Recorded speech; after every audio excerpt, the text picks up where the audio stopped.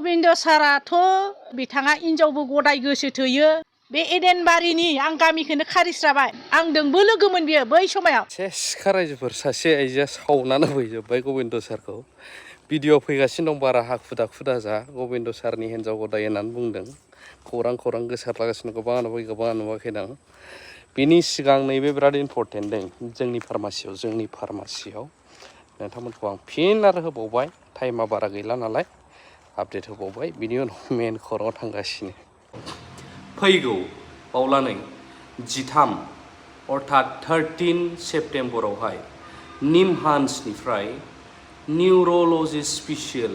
निउर'लजिस्टनि director doctor फैनो थांगासिनो दङ बे जाहैबाय डक्टर आरिन्दम काकाति बिथाङा स्पेसियेल हिसाबै नोंथांमोनखौ बाव मा ट्रिटमेन्ट खालामगोन आरो नोंथांमोना मा ट्रिटमेन्ट मोननो हागोन दानिफ्रायनो बुकिं खालाम अराउन्ड 50ताल' सिटसै दा बाव नोंथांमोना कन्टेक्ट नाम्बारखौ आं होखाबाय मा ट्रिटमेन्ट मोननो हागोन स्पेसियेल निउर'लजि होनोब्ला बे प्रब्लेमा जोंनाव गोबां दङ ब्रेनजों रिलेटेड थानाय मेलेमजों जेरै खायफा साननाय हनाय थिग थाया खायफा उन्दुनो हाया स्लिपिं प्रब्लेम ओमफ्राय मेन्टेलि डिसअर्डार साननाय हनाय मुडा सोलायबाय थायो दसेनो मोनसे महर दसेनो मोनसे महर सानाय गोबां जायगायाव सानायफोरखौ जोङो आन्दाज मोनो मेलेमावहाय थाबैनो बोरैहाय माब्रै मा जादों रोदानि प्रब्लेम आरो खायफाया स्ट्रक जाहांहां खायफाया प्रेसार स्ट्रक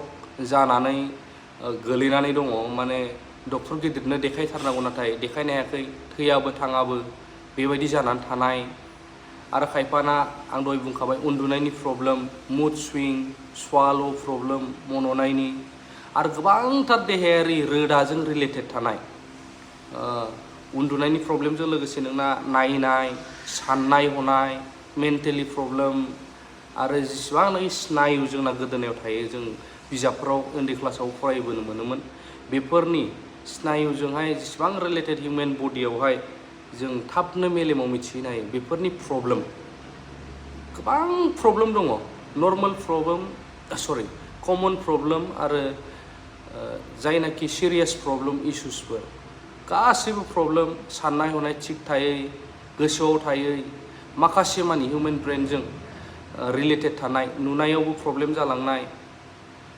बैफोरबायदिखौहाय बाव सिकित्सा नोंथाङा मोननो हागोन दानिफ्रायनो कन्टेक्ट खालाम नंबां जाबां डक्टर नङा निमहान्स वर्ल्डनि टप क्लास इन्डियानि टप हस्पिटाल निमहान्सनि डक्टर डिरेक्टर नैबे बिथाङा बाव फैनो थांगासिनो दं जों लाबोनो थांगासिनो दङ बेखायनो दानिफ्रायनो बुकिं खालाम आरो बिनि उनाव बेथ' 13 तारिखआवसोमोन नालाय नैबे आरिन्दम काकाति डक्टरा बे फैगोन बेंगलरनिफ्राय बिनि उनाव 14 तारिखआवनो जोंहा 14 तारिखआव आरो फिन खेबाव दाख्लै जायफ्रा ट्रिटमेन्ट मोनाखै बे जाहैबाय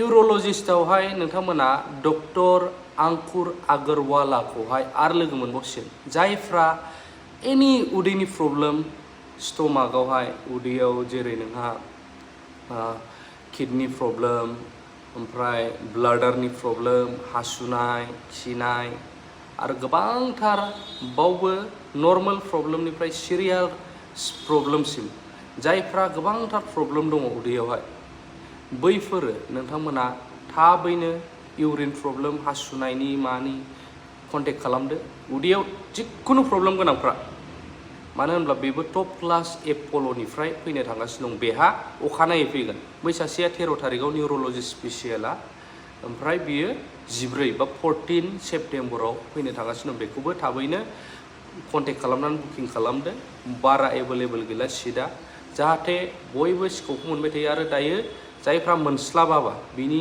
थाखाय मा सुबिदा दङ डक्टरखौ लोगो मोनस्लाबाबा खम बेसेनावनो नायनो नाजागोन बेवहाय गेदेर माने दामि मेसिनफोर लाबोनानै नोंथांमोनखौ ट्रिटमेन्ट खालामनाय आरो बिनि फार्दार मा एक्सन लानो बेफोरखौबो नोंथांमोना बावनो मोनबोजोबगोन थ' बिनि थाखाय कन्टेक्ट खालामबानो जाबाय बेवहाय डक्टर अंकुर आगरवालायाबो फैनो थांगासिनो 14 तारिखआव 13 14आवबो गाबोननाथ' गाबोन गेस्ट्र'नि बेबायदि बेखौ नोंथांमोना स्पेसियेलि बेसरगाव मेडिकेल कलेजनि सेराव देबोरगावनिफ्राय थाङोब्ला फार्स्ट गेट बेयावहाय मेडिक्युर होननाय जोंनि फार्मासियाव आंनि मुं लाहैबानो नोंथांमोना मिथिगोन।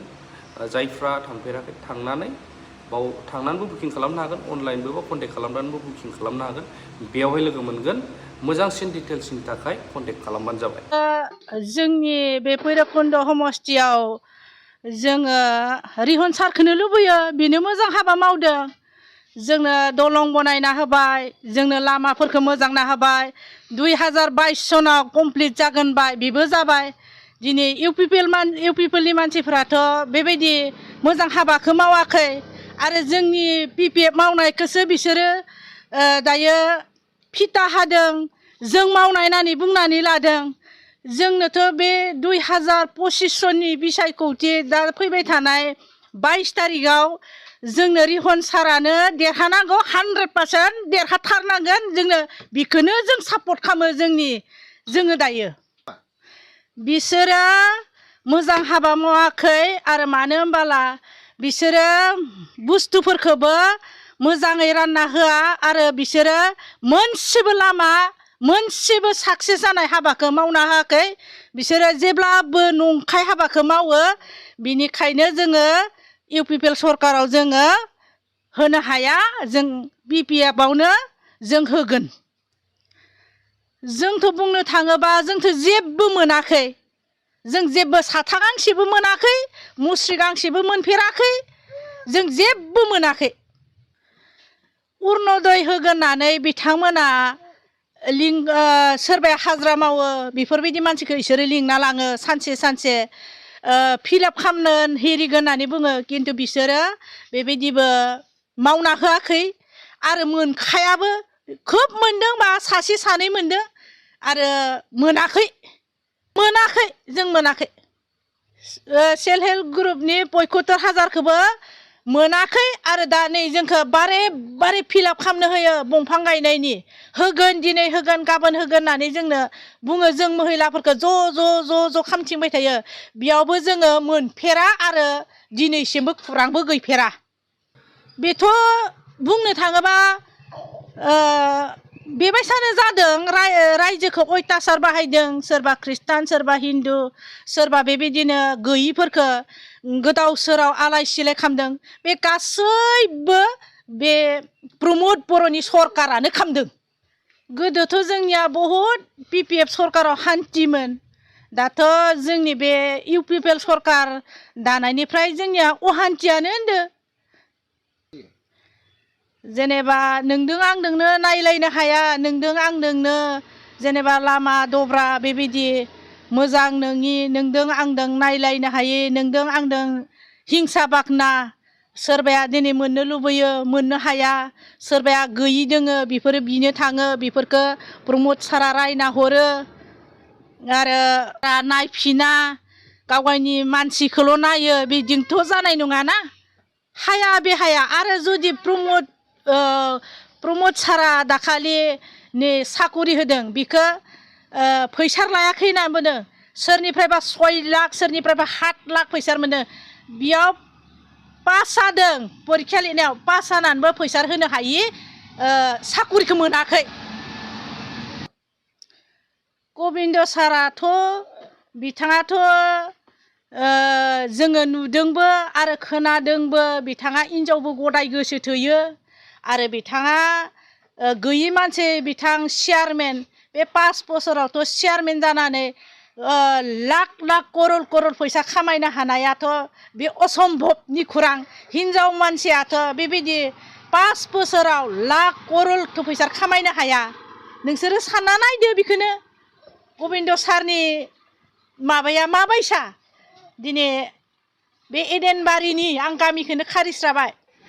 आलमामोन। बिथाङा सासे गरिब मानसि, नेहाद गरिब। आंदोंबो लोगोमोन बियो बै समाव। दाथ' जोंखौ खातिरखौनो खालामला। बिथाङा लाख करलनि मानसि जाबाय।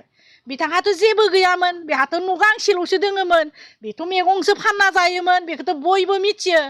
दायो बियो माबोरै इसां करल मालिकनि मानसि जानो हाखो? सानना नायदो।